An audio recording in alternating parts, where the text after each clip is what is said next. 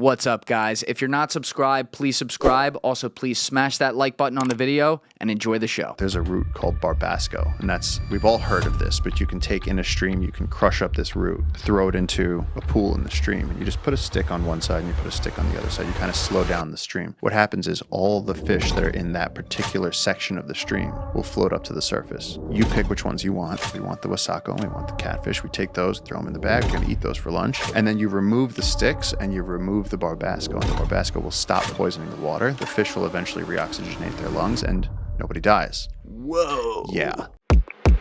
How much do you think... How do I want to ask this question? When it comes to some of the saps and some of the natural medicines that they're able to make out there, what percentage of it is it scientifically does solve whatever affliction they're going after it is, versus they also believe in it? It depends what your sample size is. Because if your sample size is just everybody, like I've seen, so I feel like we come at things from a very clinical direction. You know, if somebody tells me this will work, this will cure your cold, this will make you taller, it's like, okay, show me, show me, where are your studies? You know, I want to see the data. And so with the jungle, when I got there and they were like, oh, this mushroom will cure an ear infection, I was like, yeah, okay. And I figured that a lot of it was the fact that they just believed in it. And what we found out once we started doing the work that we're doing now, like we bring Radford University to the Amazon, we can actually have students, medical students with petri dishes and microscopes test some of these tree saps. And we've put bacterial cultures into petri dishes. And we've seen that some of these saps murder infections. Like, it's not a joke. Like, these saps have saved my life multiple times. That picture, you know that picture where I'm all fucked up. Yeah. We'll put that in the corner of the screen. Like, that doesn't happen anymore because now we have access. We have that jungle knowledge. We know how to stop stuff like that. So, no, there's a lot of stuff where there's an element of what we would call bullshit, where you kind of have to believe in it for it to work. There's plenty of that out there. But the pharmacology of the Amazon contains some of the most powerful compounds on Earth, medicinal compounds that are contained in the plants. And that's according to Western medicine. That's not a joke. That you don't have to, it doesn't matter if you believe in it. Like, certain saps will do what they say. They will accomplish. Like, you know, there's a root called barbasco, and we've all heard of this, but you can take in a stream, you can crush up this root, throw it into a pool in the stream, and you just put a stick on one side and you put a stick on the other side. You kind of slow down the stream. What happens is all the fish that are in that particular section of the stream will float up to the surface.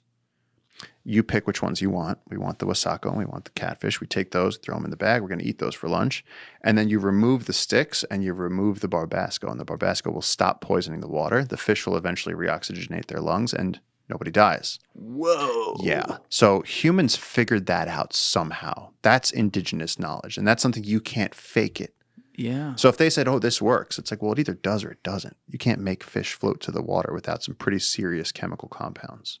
It feels like there's almost these hacks, like these nature hacks according to species, where you could almost... Like the story of JJ showing you how to catch a crocodile for the first time, where they like stick the, I guess, like the bamboo down, and suddenly it wraps itself around it and comes up. You know, there's something to that. Like, why does the crocodile respond to that and another species doesn't? Oh, I mean, if you go species to species, there's all kinds of interesting stuff like that. Right now I'm reading this book. I think it's called Are We Smart Enough to Know How Smart Animals Are? It's by Franz de Waal. It's an incredible book. And it's all about how human studies of animal intelligence can just repeatedly fall short, where it's our intellectual limits that are prohibiting us from understanding the depth of intelligence of animals. How do they argue that? Oh, the guy does it for hundreds of pages. It's incredible. You feel like a moron by the end of the book. But what's some of the main takeaways? Simple stuff. Like they'll say, okay, are animals self-aware? So they'll take a mirror and they'll stick it in front of an animal. Guys, if you're not following me over on Instagram, my personal page is at Julian D. Dorey, and the podcast page is at Julian Dorey Podcast. Both links are in the description below. I'm trying to build that out. I've never focused on it before, but it's important that obviously I get the fans over there because we announce a lot of things pertaining to the show. So I hope to see you follow me there. Check the links in the description.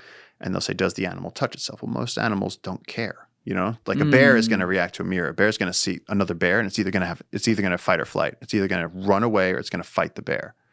Our cats and dogs, which are domesticated animals, so this is different, but they've learned to not really care about mirrors so much. You Golden retrievers do. If you have a puppy, they'll growl at it, but then after a day, they're like, they don't care. They learn very quickly.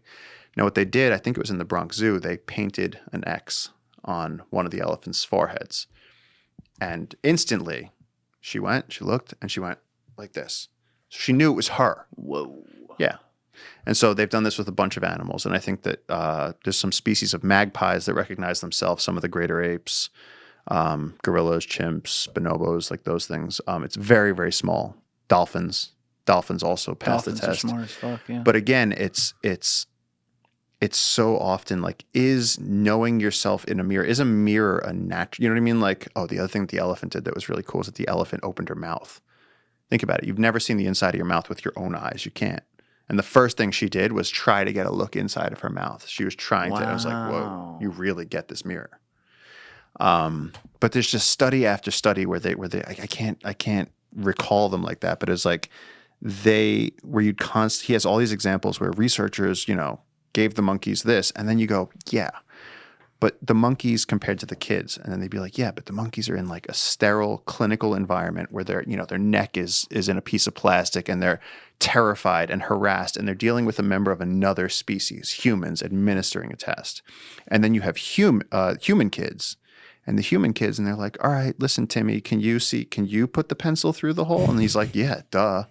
Like, well, in order to replicate that test, well, then you need to have a monkey that's raised by people, very calm, in control, that you can communicate with. So like these things where they realize like you can't just put them in a sterile environment. If you put me in a white, research environment and shine some bright lights at me and told me to do math problems, you would think I was half dead.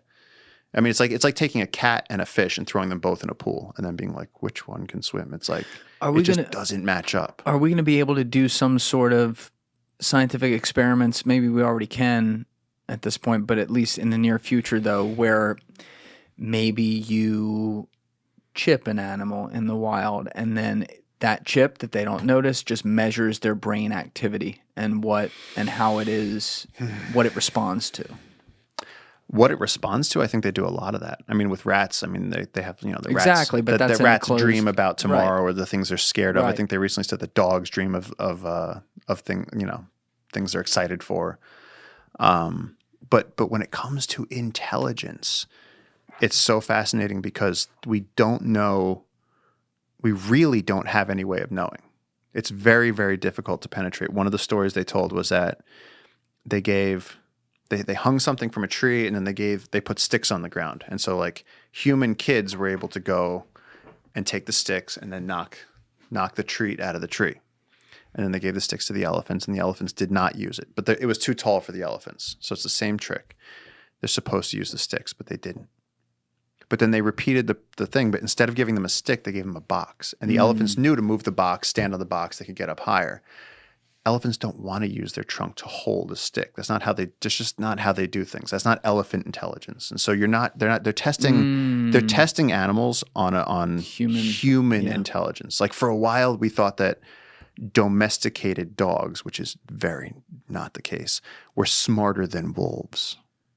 Why did we think that? Because the researchers had access to domesticated dogs, and domesticated dogs have learned, as you know, to watch exactly what we're doing. If they can't solve a problem, they turn around and they look at us. Yeah. They're like, I can't get it. I need help. They look at us for everything. Wolf, they encounter a problem. They don't give a shit what you're doing. No. Wolf is on a totally different wavelength. Survive, they're totally different. And so even there, who has access to wild wolves that have grown up problem solving in the true wild? It's like, how do you test that intelligence? So thank you for watching the video, guys. If you haven't already subscribed, please smash that subscribe button and check out this clip's full podcast episode by clicking here or in the description below.